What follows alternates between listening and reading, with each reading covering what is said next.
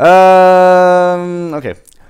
Hello guys and welcome to my first patch note analysis video. You guys have been requesting this for quite some time. I've never really wanted to do one, but Han is down for 3 hours today, and we're going to be playing some Age of Empires, so I figured that I could do a patch note video. Now, first of all, since this is live on my stream, I cannot read Twitch chat right now, guys. So I cannot read you guys right now, just so you guys are aware. So let me just start on the thing. We're gonna skip the hero because I really don't want to get like an impression of all the hero stuff until I actually play her. So I'll be playing her in two hours when the patch is out. So we're just gonna skip past the hero. Okay, let's see here. A new visually improved area cast targeting indicator has been added to some abilities. I guess that's not too much. Okay, so Courier. Now, the Courier change is something that I've obviously expressed my discontent to multiple times. I really dislike this change, and there are several reasons as to why, but first of all, let's go into why this is a good thing for the game. So this is a good thing for the game because, god damn it, I misclicked. Best video maker of all time. This is a good change for the game because this will lower the amount of toxicity in the game. You can no longer steal other players' items. You will no longer get that mid player who blames everything on the support or the jungler because they used the Courier first. If he had his bottle, he would have won mid. It's all your fault. I'm sure you guys have had these players in a lot of your games. Like, it happens, especially the part where you use the Courier before the mid player. They get mad and then they blame you for everything. So it's good because it will basically remove toxicity, and that particular kind of player will no longer have that way of blaming you on. So that is the one and only good thing about this change. Now, let's go into why this is a bad change. So now you have one Courier, right? Which means that what we just talked about, only one player can use the Courier at the time. Which means that if your Suicide is doing bad and he needs regen, you have to think and talk within your team and competitive. Like, obviously, for people who are not competitive players, this won't be the greatest, like, the biggest change, or maybe you won't understand what I'm talking about. Regardless, so if you're a competitive player and the Suicide needs regen, you have to either prioritize his regen or wait the extra 100 gold for your mid to get a bottle, and that bottle might actually change the outcome of the mid lane. So if you're playing a double mid against each other in a competitive game, the bottle makes a huge freaking difference, especially for the first rune. And if your Suicide needs to get the Courier to get regen, that means that that's either going to hurt A, the Suicide player, or 2, the mid hero.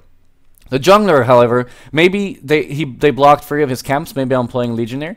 They blocked 3 of his camps. I really need a Courier to be upgraded, and I also need it to scout and get the Courier. That means I need to use the Courier for 1 minute. 1 whole minute I need to use the Courier to counter ward and like run around the jungle. And this is a really big deal, and it's part of the... It's part of the game, and this has always been the way Han has been played. It's supposed to be a hard game. You're supposed to be able to play around the fact that you're limited to your resources. You only have one Courier, and you need to use the Courier wisely. This is mostly going to affect the early game, of course. And not only that, but you also have to be careful if you're playing against heroes like Scout, Nighthound, Parasites. Like, Complexity stole... The game 2 we played against Complexity, they stole our bottle. We still won the game, but them stealing our bottle was a huge factor, because not only was Mickey and Skype like, oh, fuck this game, I don't want to play anymore, what the fuck?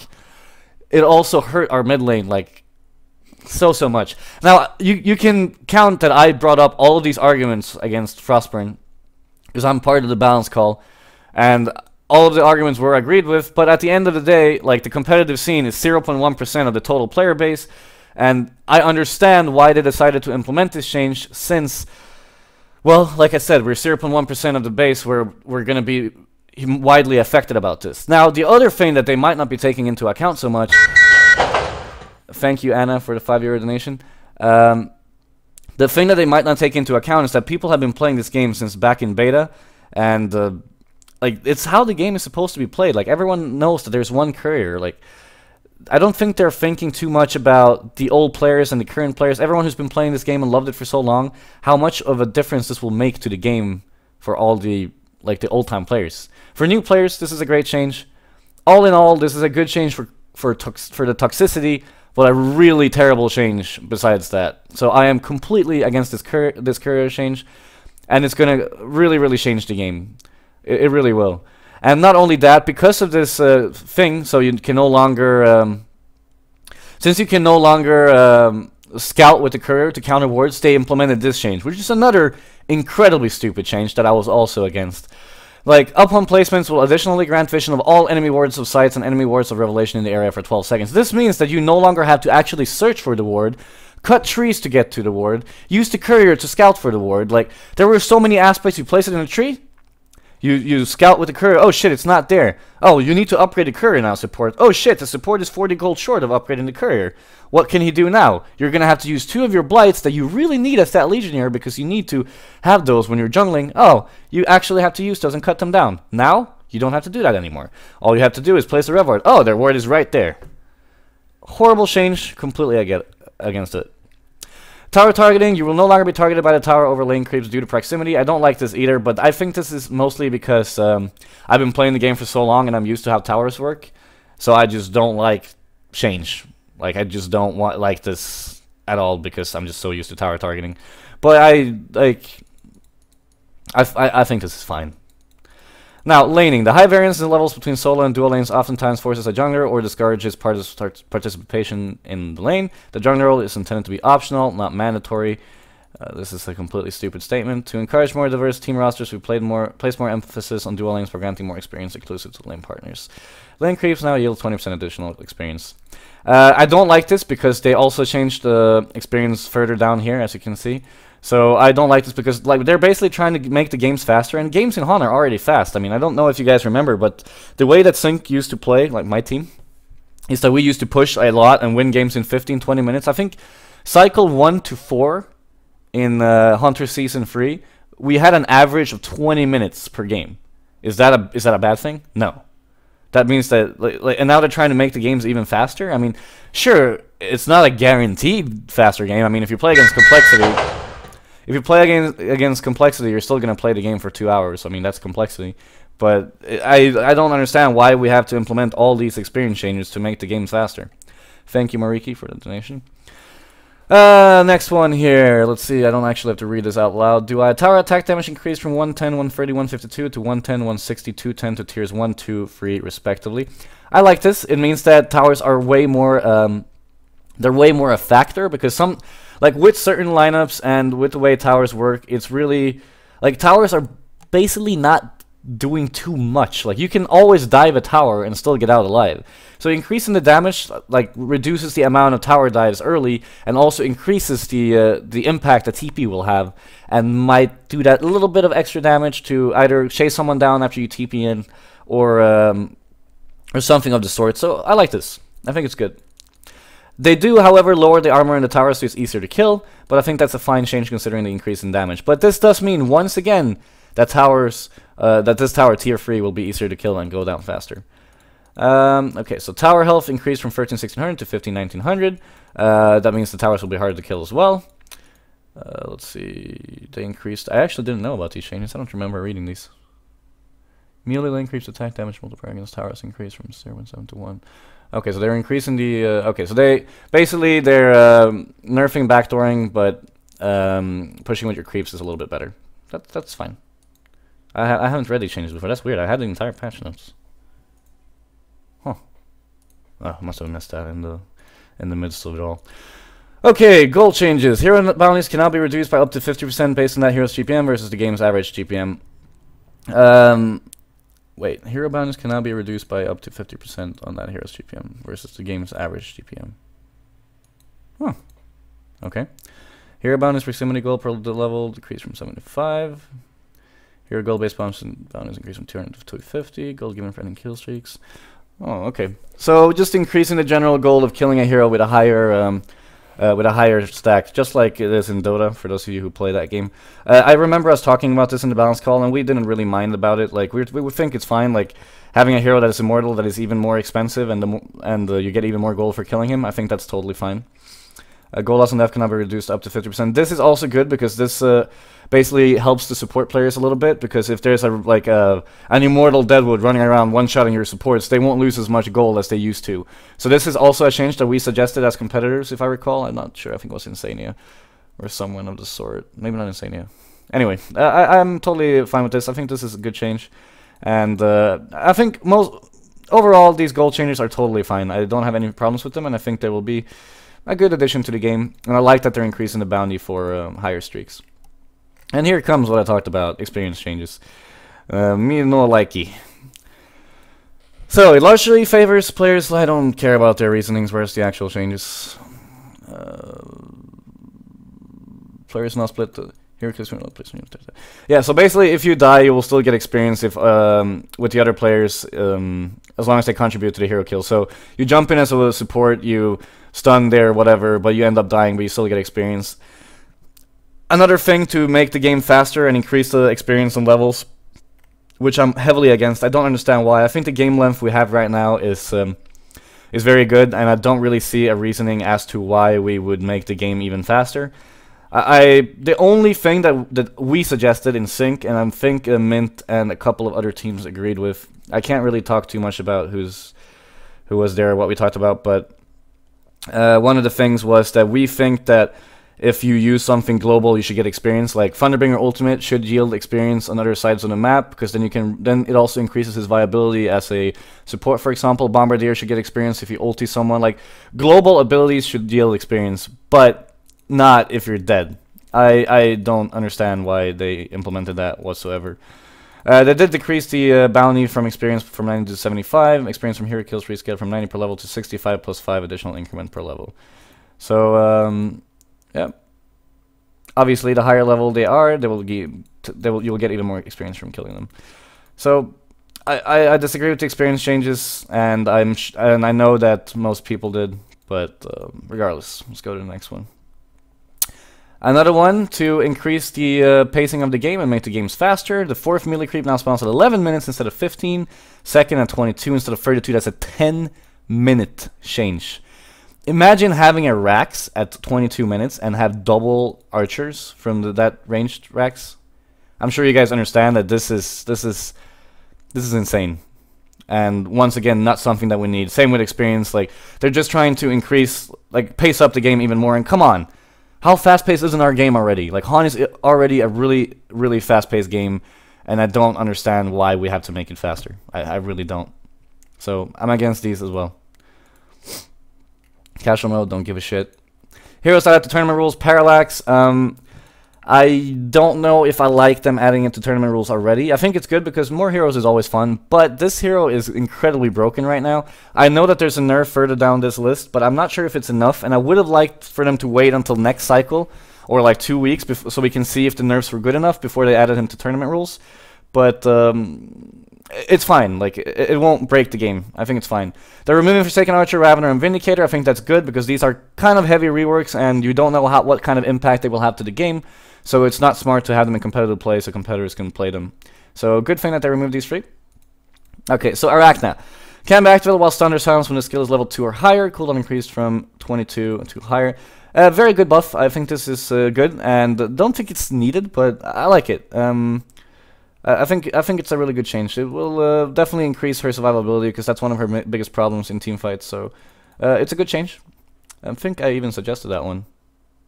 Yeah, I think that was me. I guess that's why I like it. Passively grants True Strike to all allies within 900 raise a level 4 skill. Passively increases attack damage. Wait, what? What's the difference between that one and the current one? Grants a 20. But we already have that. Passively grants True Strike. We already have that shit.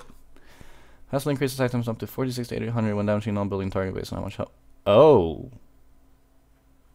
That's interesting. Passively increases Arachna's damage by 46 to 800 when damaging a non-building target based on how much health they're missing. 50% of the bonus damage against non-hero units. So she can actually farm now. This will make her laning even stronger though. Minimum 10% bonus attack damage though. Maximum 120. Attack damage increase greatness linear. Interesting. So she'll deal even more damage to heroes that are low, so when she's chasing people with her spider. This makes her an even more single-target hero, but I think that's fine. This increases her ganking potential even more, so Blink Arachna is now viable again, like it used to be.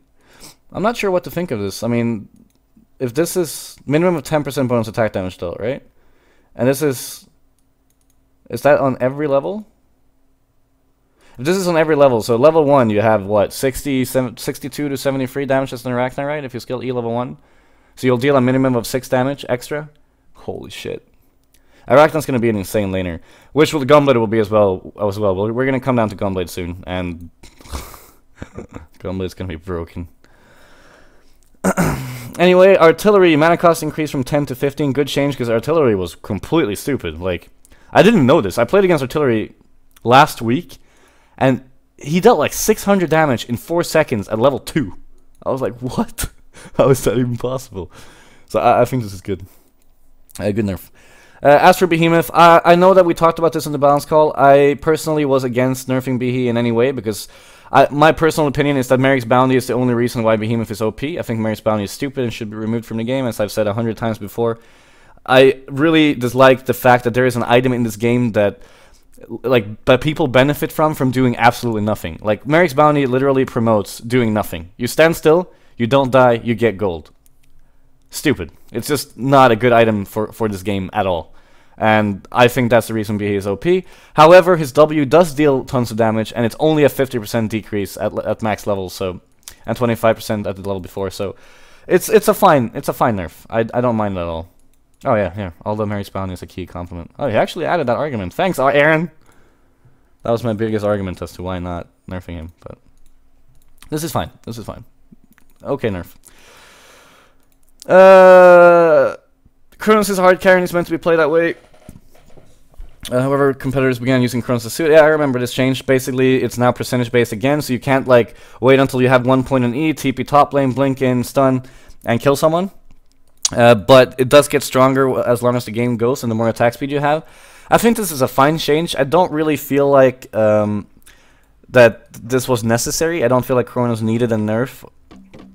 Well, it's not a nerf. It's a buff mid-late game, but it's a nerf early game. And I don't feel like he needed it. But I don't mind this change at all. I really don't. But it will nerf his capabilities of suiciding a little bit. Yeah, I think it's fine. I don't. It will basically just, you won't really suicide Kronos anymore because that one bash thing was always really important. You were like, okay, so I have bashing 2 hits. Someone TP's top. Maybe your Doctor repulses your short lane. You wait for the last hit. Blink in. Bam. Doctor comes. Kill. I really like that aspect of him being a ganker as well as a carry, but it's fine. I do, however, hate RNG in this game. I hate RNG in every game. But I also think it's healthy for a game, because if a game is always stale and predictable, it's not as fun. So, yeah, it's fine. It's fine. And this is what really baffled me. I was like, why would you do this? Like, Deadlift is a really bad hero mid-late game. He is. If he doesn't like go through the early game, he's gonna suck. But early game, he's the strongest hero in the game. Like, he can kill someone at level 1 just by chasing him and E-ing. That's it. All he has to do. Or level 2, he deals 80% of someone's life. Like, if you're a Silhouette versus a Deadlift 1v1, at level 2, you're going to have 20% life as a Silhouette. It's completely stupid. And now they're buffing this by 2 seconds so you can catch people from even further away. And you can do it to 3,000 range, right? Yeah, 3,300 range. That's insane. And then they reduce the cooldown on the W, which is the stupid spell, and only nerf the attack speed like this. Well, it does affect his level, like his level 1, but that's it. I don't agree with these whatsoever. It's not a huge number change here on his E, but it's fine. Like, I don't feel like the E needed like a bigger nerf than this. I like the E together with the W. That's the problem, and the fact that the E is so cheap. It was even worse when it costed health. But regardless, I don't understand this at all.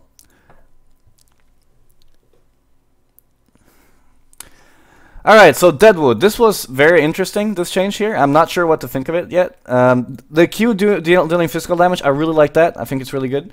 Obviously, your Q already lowers their armor. And then making... and it being physical damage in general just makes sense on the hero. I never understood why Q wasn't physical damage to begin with. So I'm pretty sure I suggested this as well. Regardless. Good change. Whoever came up with it, it was a good change. Castify still magic, good, because it should not go for Shrunken, that would be OP. And then they lower the damage a little bit, which is fine. Now, this is the interesting part, though. The ultimate now deals 250, 475, 725, and 19 times 35% of the target strength in bonus physical damage. which is a lot. So this hero will deal a lot of damage to strength heroes late game, and now gives 35% of the target strength for 7 seconds after hitting them, which is also pretty sick. So I don't know what to think of this. It kind of feels like they're bringing back the old Deadwood ulti where you just and then they died. I honestly don't know what to think of this without actually testing it, and I haven't been playing SPT lately, so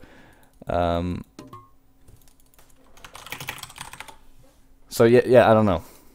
I just got a message from Haxrin as well saying how stupid that experience change is. I totally agree. Like the one where you share experience with someone who's dead. Why? That's another one of those things. You can just jump in, die, and still get experience. It's just a really dumb change. I'm really sad that they implemented that. But yeah, experience changes and stuff like that, which I talked about already, is just they're just so dumb. Anyway, the next one, I really like this. I suggested this a while back, a year ago, so it probably wasn't my it wasn't my idea why it wasn't implemented, but I remember suggesting it over a year ago, that the Spirits was a little bit bad at level 6, like the ulti kind of sucks, then at level 11 it's really good, and level 16 it's insane. So this will help her out. I think this is really good. And then adding a staff, I'm always up for adding staffs to heroes. I think staff changes are cool.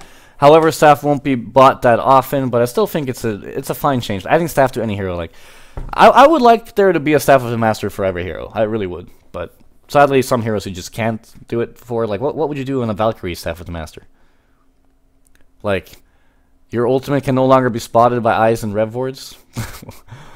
I don't know. I think this is fine though. Flint Peaceful, I think this is a really good change. I know that someone, one competitor, I don't know who it was, but someone in the call suggested this. This was a really interesting change. This one in particular. While standing still, Flint Beast would fades into invisibility over 1.5 seconds. So, and now has a 100% chance to proc when attacking out of Deadeye's fully faded invisibility. I think this is really interesting, and honestly, it could possibly make him viable.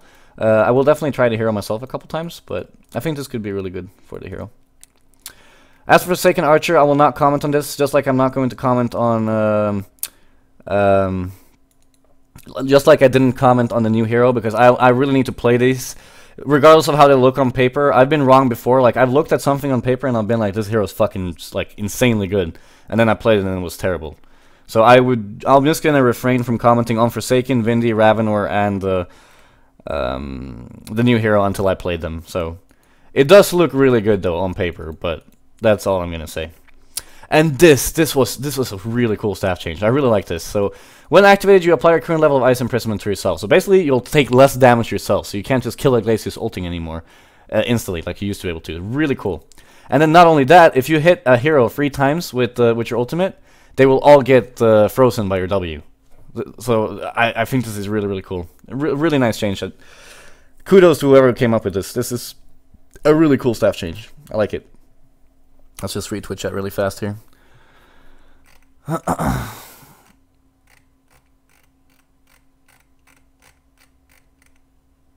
Okay.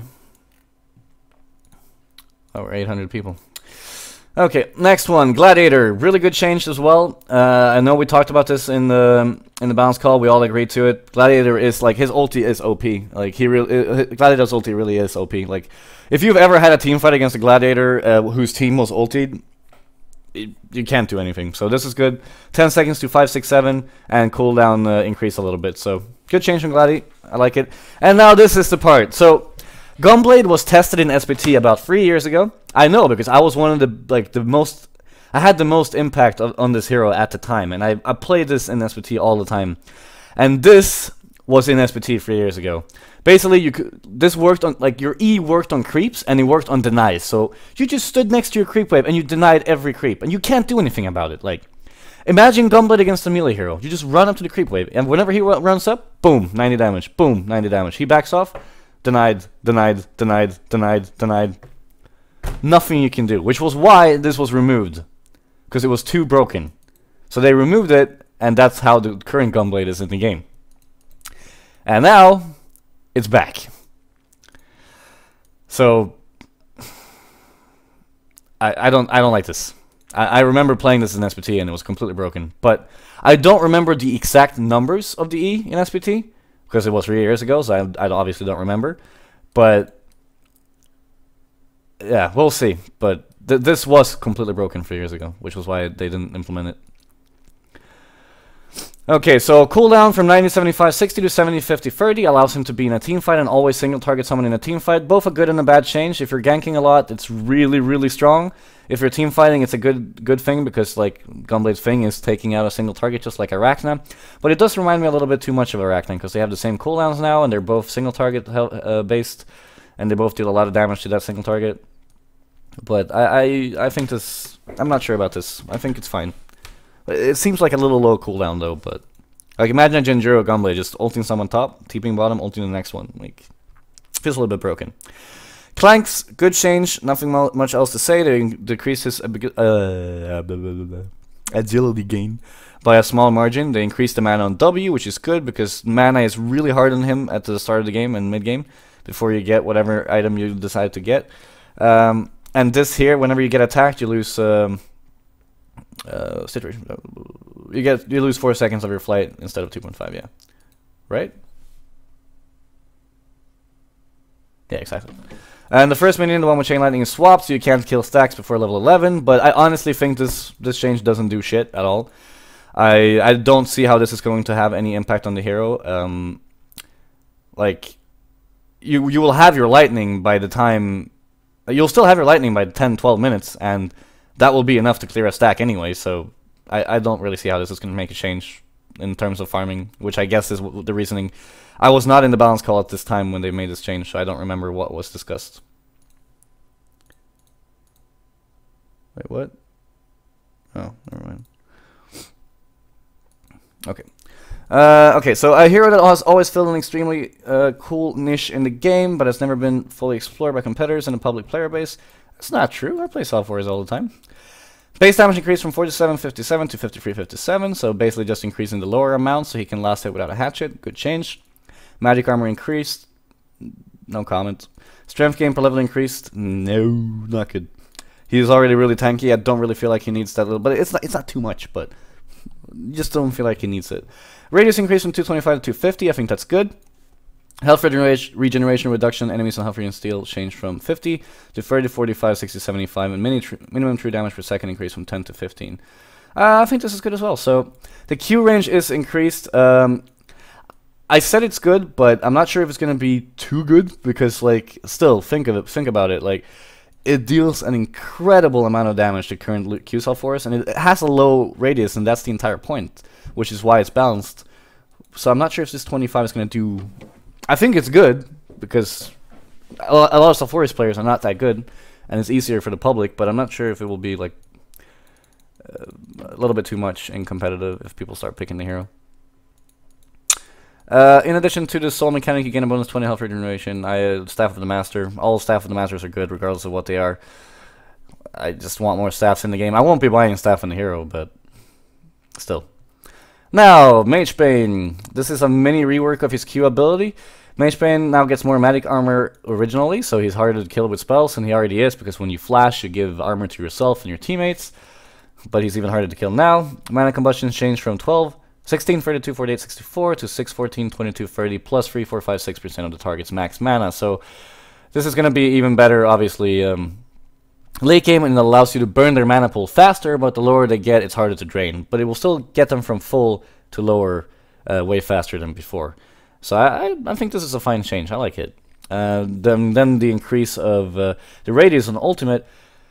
I already think the radius of the ultimate is really big, so I'm not sure what to think of this, but I think it's fine. I mean, Magebane is not picked that often. He's mostly picked as a counter pick to heroes like Oogie, Dr. Repulsor, mostly Dr. Repulsor, Hag, heroes like that. And those heroes are normally not clunked up on their teammates, so I don't think it will have too much impact. But imagine ulting a Doctor next to 4 heroes. Boom. Chakalaka. Well, I think it's fine. So good changes to Magebane as a whole.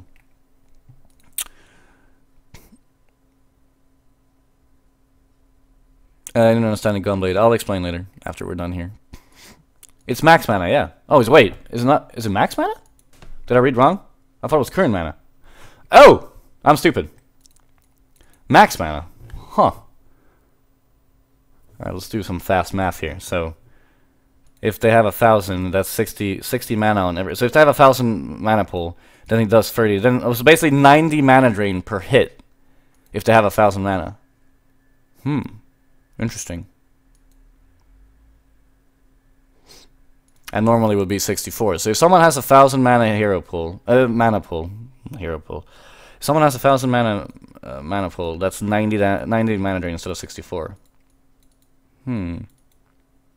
That's really strong. You will definitely like just bring down.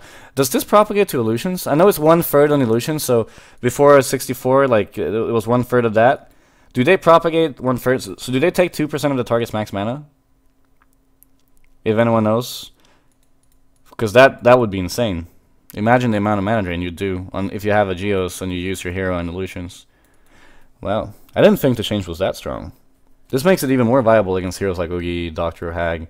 Heroes with high mana pools. 90 mana drain and 1,000 mana pool. But that's good because it's a little bit of a nerf in early game. Not too much though, but like it's almost the same. And then really good like the later in the game you go. I still think this is a fine change though, because Mage Pain does need like a small thing, like a tiny thing, and this tiny thing could be enough to pick him more. I think that's fine. Okay, so does someone know? Yes. That is insane. But you don't rape Strength Heroes. No, you won't rape Strength Heroes anymore, because you'll take way less of their mana. But it's a good change against Int, and the entire point of Mage Bane was against like casters and heroes who have a lot of mana. That's why you picked Mage Bane. You picked him again to counter heroes with a lot of mana. So this further increases his ability against those heroes, but nerfs him a little bit against Strength Heroes who needs a lot of mana. So I think that's good, which makes it balanced as well, and which makes him a counter pick. So no, I like that. Still feels insane though with Geos if they get 2%. That's 10% of the target's max mana if they all hit at the same time.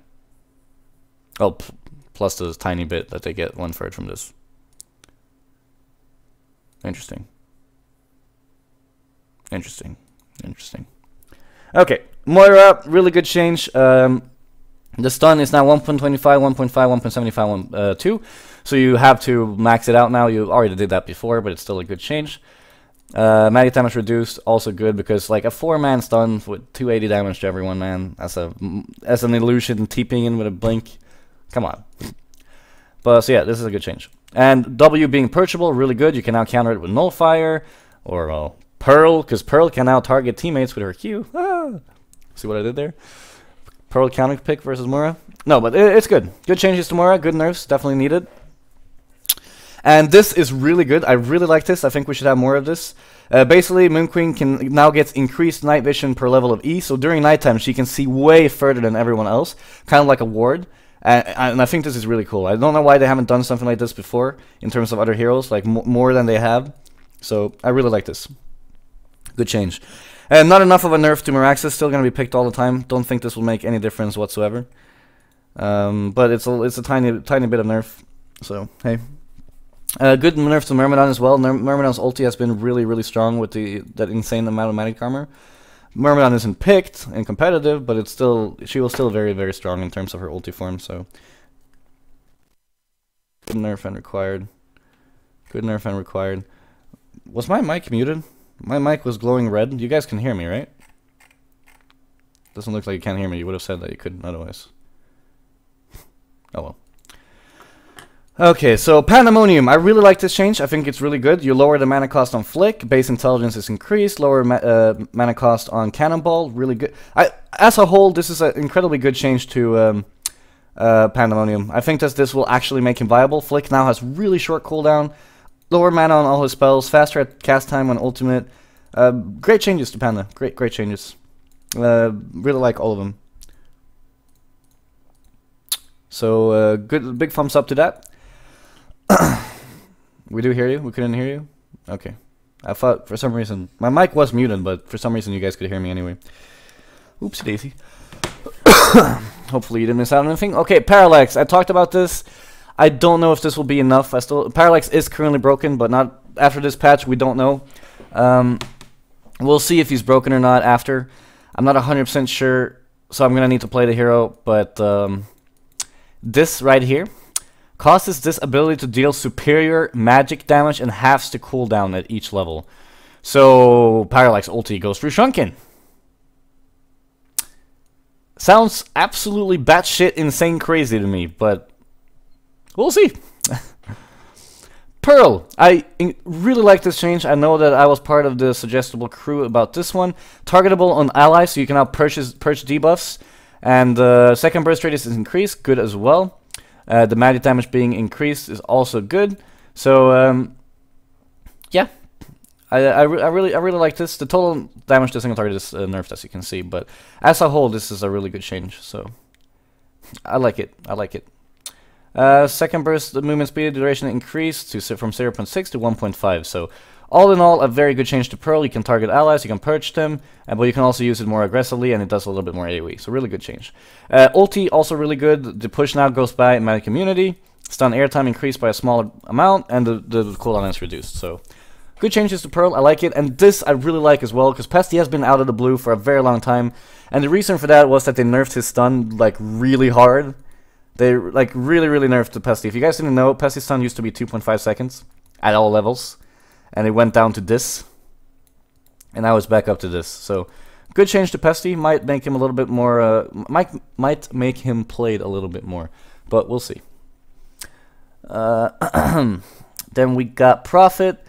Wasn't this a... I can't comment on this. I don't know if this is good or bad. I don't play Prophet. And I can once again just say what it looks like on the paper. And on paper, it looks like it's going to be really fucking, like, really strong. So, but I don't know if this is good or bad. It might make her broken. Him, her, it. But, yeah. Ravener, we're going to skip.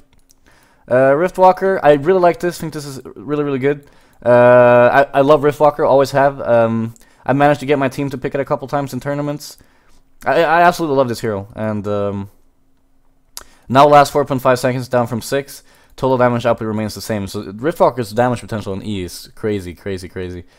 So good, I like it. I love Riftwalker.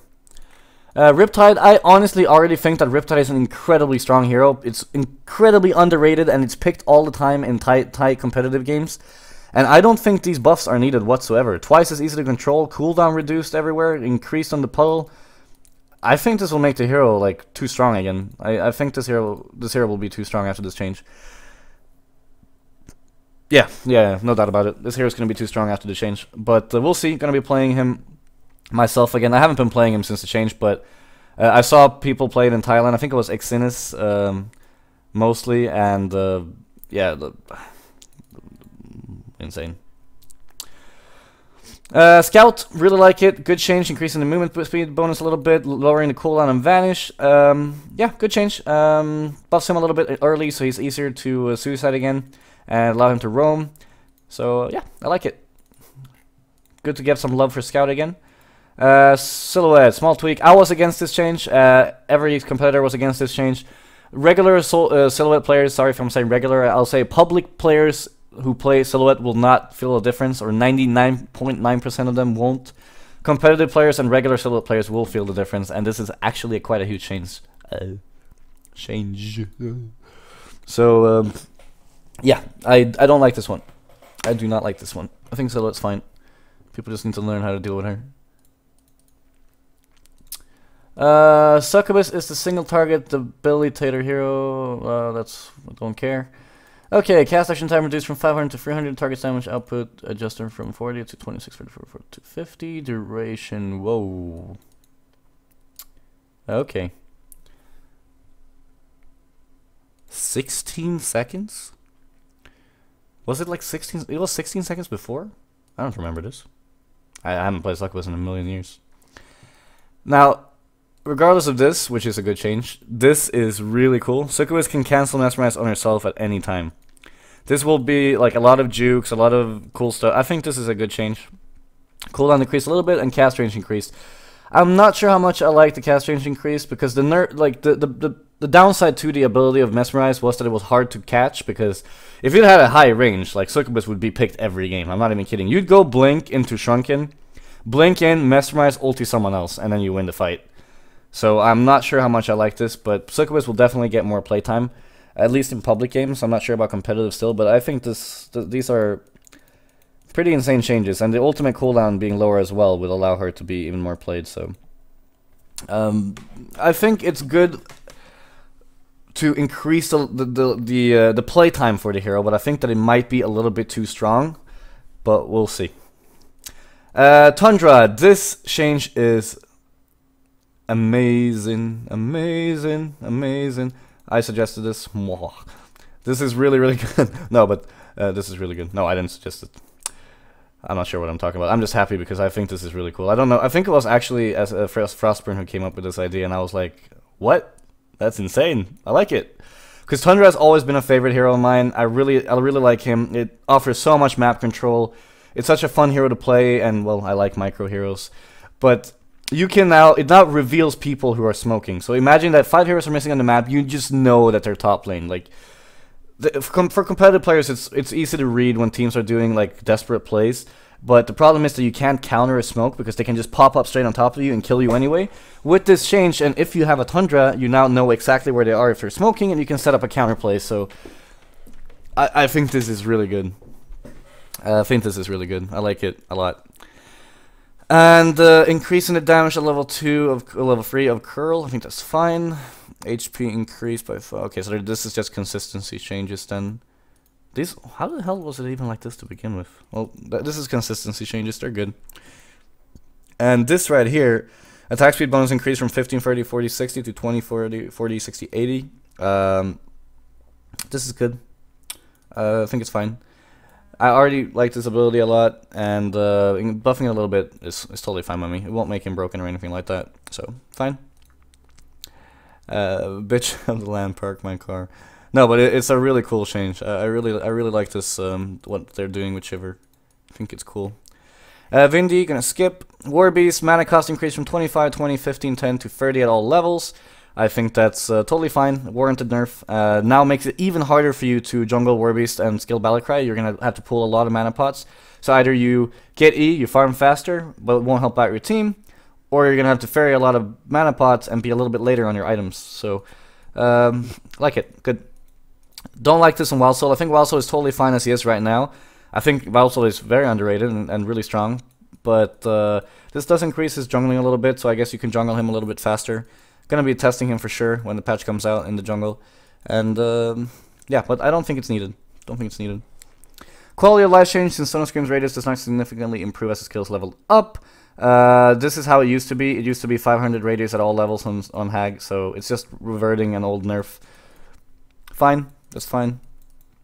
And this one is really interesting to me.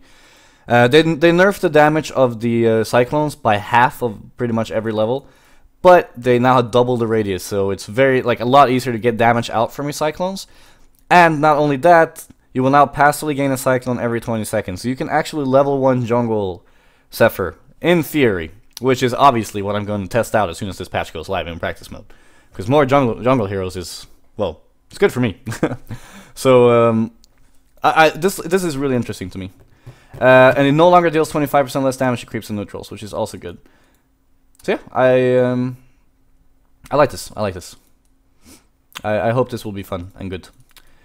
I don't like this because I don't really feel like the need to increase the stealth duration on Genjuro. Genjuro is already a great item. No reason to do this whatsoever. Merrick's Bounty. I tried to do this last time, but it didn't really work. Let's see here. Execute. Delete Merrick's fucking bounty from the fucking game. Shitty item. And this nerf to Merrick's bounty is not gonna do anything. We already when we had this up in the balance call, I did what I do in every balance call when we talk about Merrick's bounty. I tell them, remove this fucking item from the game. Once again, it promotes players doing absolutely nothing and getting rewarded for it. You just run around, you're an idiot, you don't die, you get gold for free. Behemoths are level 5 and have blinks at level 5. Like yesterday on stream, 2 games yesterday when I had a Behe, one of them got a blink at level 5 8 minutes in, one of them got a blink at level 6 10 minutes in. Both bought Merrick's bounty. Retarded item, remove it from the game. God damn it, misclick. Remove it, please. So yeah, no, dislike. Good thing is, it doesn't exist in competitive games, so that's a good thing. The problem is that people get used to playing with an item that isn't in competitive, and then if they ever become competitive players, they're like, oh shit, I actually have to play good now and not buy an item that doesn't do any, that makes me do nothing and still get gold. And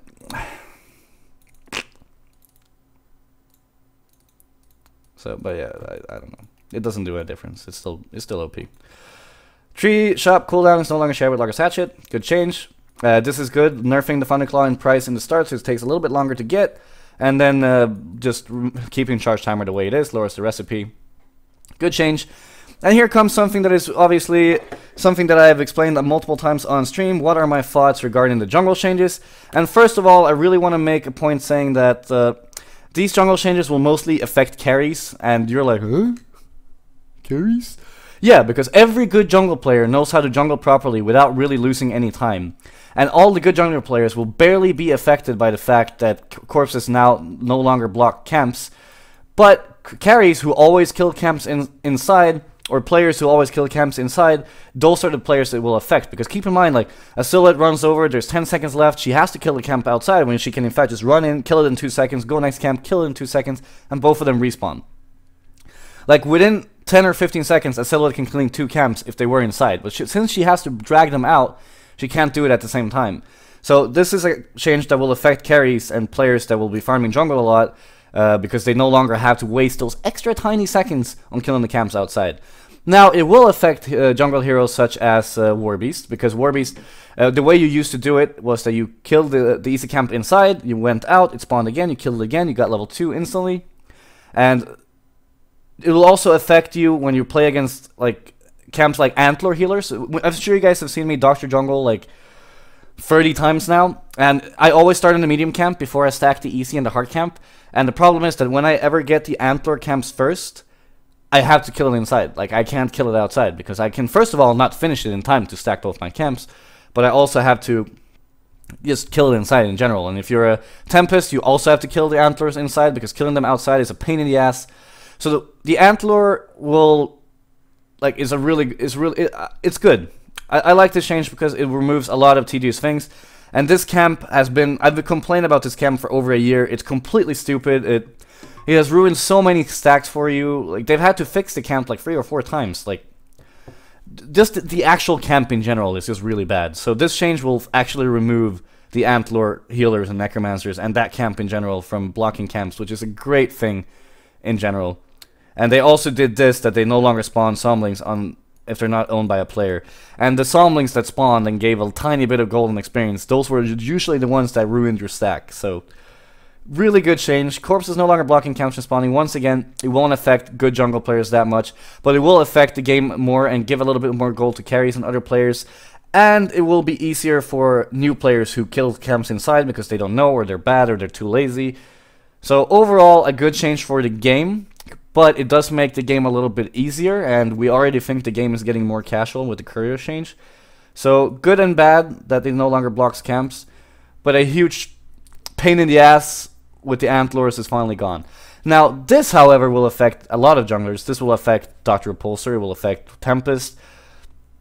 This is a very, very interesting change. It will also nerf Parasite because you can no longer double Wild Hunter. And the thing you have to think about is that whenever you get ganked by a Parasite, the first Wild Hunter, you always know that, okay, I just got killed by Parasite. I got killed by a Wild Hunter. He has another one. When is he going to gank me again? And that's a thing that good players will always think about, like the mind games. Like, I always have to keep in mind, I cannot walk up too far in the mid lane because he has one more Wild Hunter. With this change, he knows that when he got ganked the first time and died to the bloodlust of the Wild Hunter, he will not die again unless he has another camp of Wild Hunters, which usually is not very likely. So it nerfs Parasite, it buffs Tempest, and yeah, I think this is fine. But I also think it removes a core aspect of the game, which is like, what's the word in English? You know, it's unique. Like, it's unique that there was one camp in the jungle. Oh yeah, exactly. Yeah. It's unique. Basically, like, if you're a Dr. Repulsor, you get a triple Wild Hunter camp, there's nothing you can do. So what do you do if you get Wild Hunters? You try to search for plays in other areas. You try to go from mid lane to gank, you try to go top lane to gank. You try to do something with your hero because you're forced to.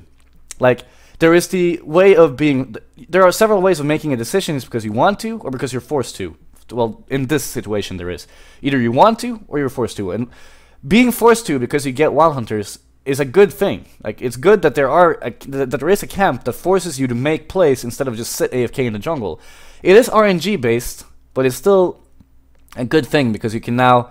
but because you were forced to make plays. But with this change, you can now actually kill half of the Wild Hunter stack and still jungle, which will promote a little bit less activity from players who aren't that good at the game. So, like I said, I like it and I dislike it. But as a Tempest player, I like it.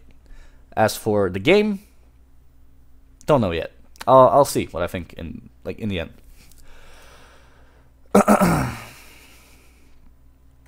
Yeah, I played SPT with the Wild Hunter. The stealth one will be purple. The one with immunity will look the same. Let's see, anything we missed here. Oh yeah, how can you see the one? I'll just explain that.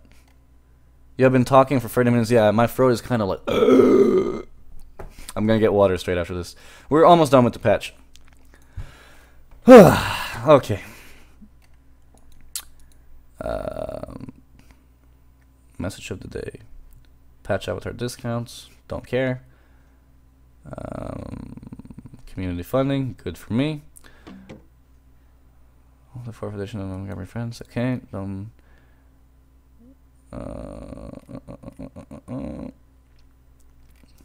Wait. Before we finish this, I'm gonna ask if I can leak something. Let's see if Aaron's here. Wait, no, let's ask Editer. He's probably here. Yo. I'm gonna ask a Frostburn person if I can leak something that is not in the patch notes. Which is gonna be really fun for the game.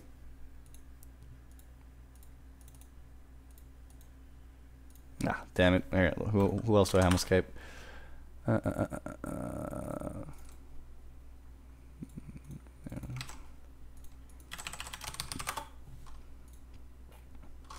Okay, I messaged 4 employees now.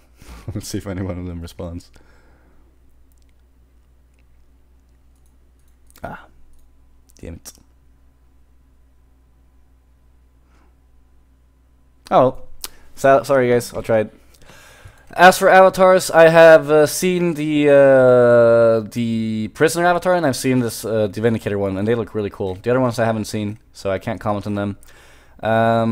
Do we have anything else? New awards, classic offlane heroes, like good, more skins and more stuff like that. I like that. That's good for the game. So makes the game more money, makes more tournaments, makes them be able to continue to develop the game. I mean, continue doing that. I don't really mind.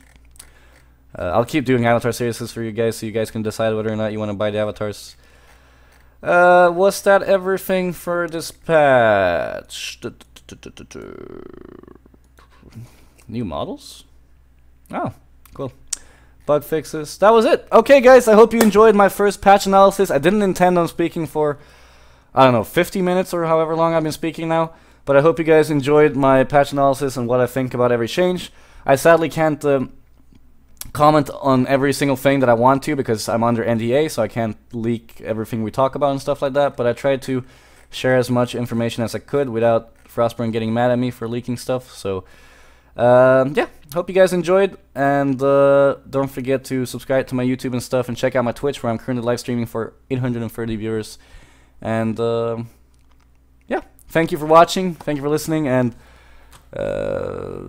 I'll see you guys in the next video. And as for Twitch, let's play some Age of Empires until the patch is up, because I'm guessing it's not up yet.